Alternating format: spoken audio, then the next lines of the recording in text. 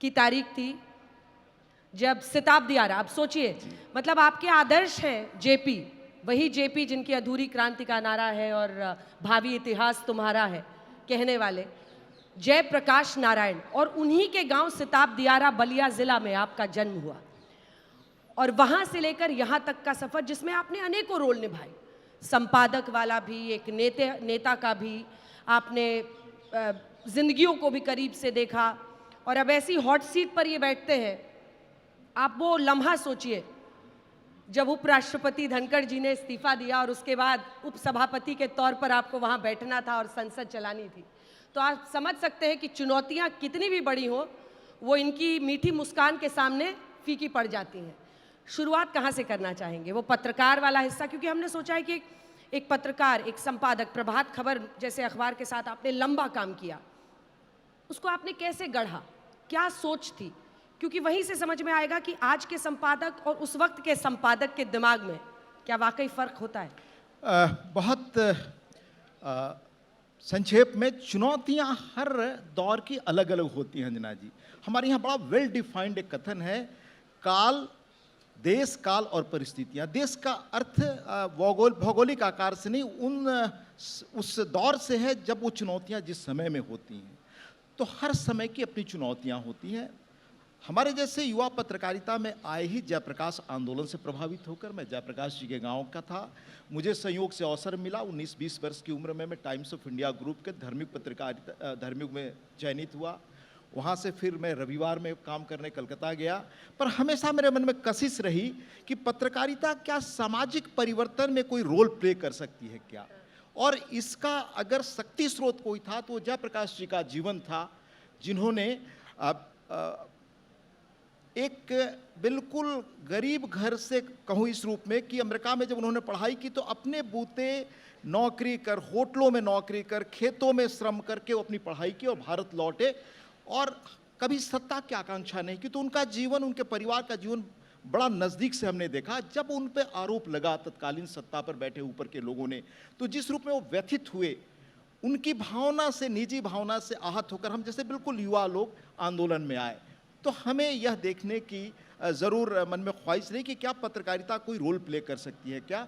उस रूप में एक बंद प्राय अखबार में, अविभाजित बिहार में मैंने काम करना शुरू किया, झारखंड में, जिस अखबार का आपने चर्चा किया, रांची में।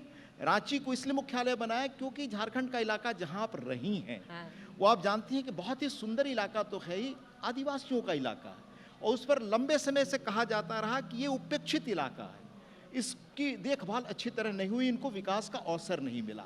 वहाँ से हम लोगों ने पत्रकारिता शुरू की, और वो अखबार तब बंद प्राय था।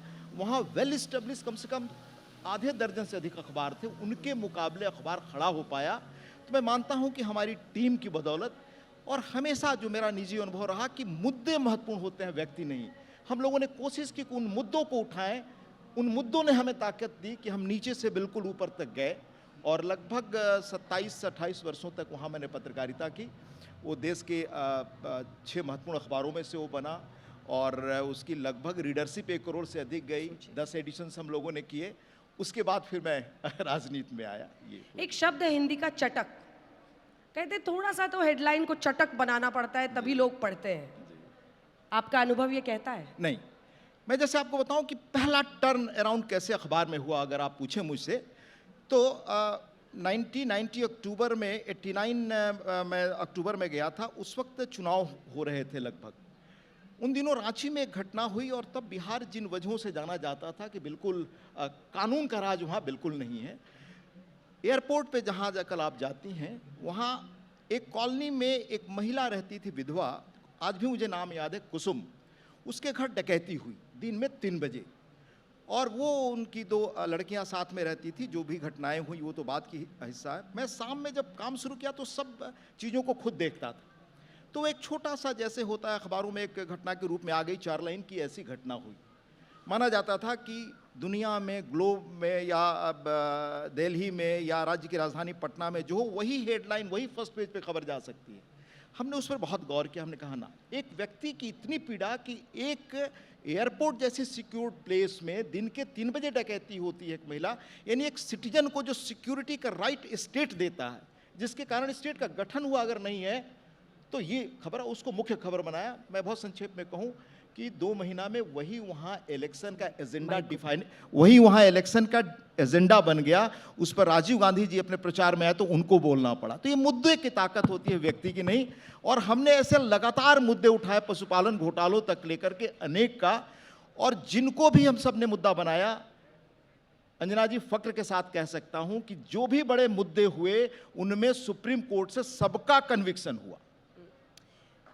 इससे मैं आज की पत्रकारिता पर एक बार आना चाहती हूँ। हाथरस का जो कांड हुआ यूपी में, लखीमपुर खीरी में जो हुआ, आज तक ने उसको बढ़ चढ़ कर दिखाया। मुद्दा बना, लेकिन उन सीटों पर सत्ताधारी पार्टी की ही जीत हुई।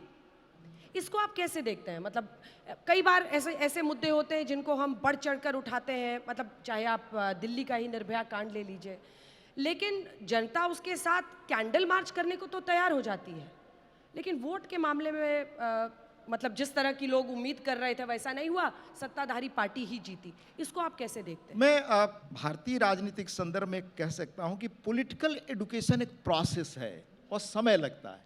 आप देखें 1952 के चुनाव में भी बिहार में चुनाव हुए जी, किस तरह से डॉक्टर राम मनोहर लोहिया और जयप्रकाश नारायण मुद्दे उठाते थे गरीबों की। वो वर्ग संघर्ष की बात नहीं करते थे, सारी जातियों के गरीबों की बात करते थे।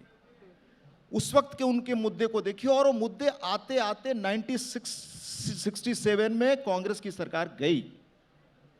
यानी एक प्रोसेस है, लोगों को प्रशिक्षण देने में। ये कोई वैसा नहीं है चमत्कार, केमिकल चमत्कार कि आज आपने कुछ डाला कल सुबह कुछ बदल जाए। तो जो भी आज तक ने इन मुद्दों को हाथरस से लेकर बनाए, पब्लिक को एडुकेट करता है। इसका असर आप आने वाले समय में आप पाएंगी। पॉलिटिक्स की सबसे अच्छी डिफिनीशन अगर आप मुझसे पूछें तो मैं ऑस्ट्रेलिया एक कार्यक्रम में गया था, रॉबर्ट मेंजेस का जी, और मैं अगर आप इजाजत दें तो मैं नोट करके लाया था, आपको मैं बताऊं। जरूर। पॉलिटिक्स वो कहते हैं कि वो एक्स प्राइम मिनिस्टर और ex opposition leader, politics is an art.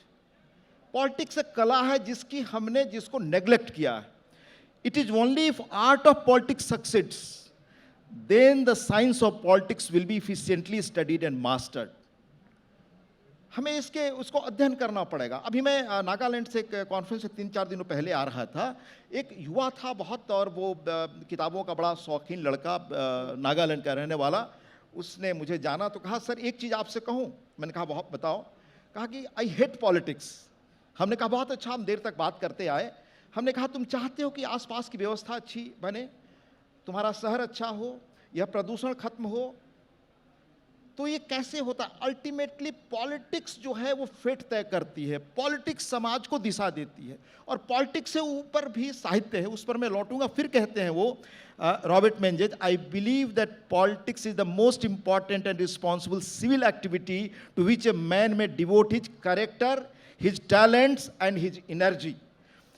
We must in our own interest elevate politics into statesmanship and statecraft. Politics को हम इतना ऊपर ले जाएं कि statesmanship और statecraft हम लोगों में डेवलप कर सके. We must aim at a condition of affairs in which we shall no longer reserve the dignified name of a statesman for a Churchill or Roosevelt.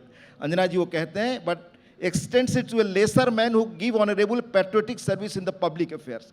यानी जो हम कहते हैं कि रूजवेल्ट या फला ने देश और दुनिया बदल दिया, वैसा हम अपने यहाँ नगरपालिका में खड़ा करें, पंचायतों में खड़ा करें, विधानसभाओं में खड़ा करें, देश पर ले जाए, तब तकदीर बदलेगी. ये फिर वो आगे एक चीज और कहते हैं लास्ट में, according to him politics is both a fine art as well as a science. The scientific aspect includes, he tells, and I quote, the measurement and estimation of economic trends. Politics का scientific element क्या है कि आपकी politics कितनी succeed की है, वो major होगा एस्टिमेशन ऑफ इकोनॉमिक ट्रेंड्स. दूसरा, ऑर्गेनाइजेशन ऑफ फाइनेंस. उसके लिए फाइनेंस कहाँ से लाते हैं, इससे ज़्यादा अभी मैं नहीं कहूँगा कि फ्रीबीज के ज़माने में आप बहुत उस पर कहती हैं. थर्ड कहते हैं devising plans for social security. Social security का प्लान हम कितना डेवलप करते हैं. Last, the discovery of what to do, उसके आगे क्या. तो ये सवाल पॉलिटिक्स ही तय करती है.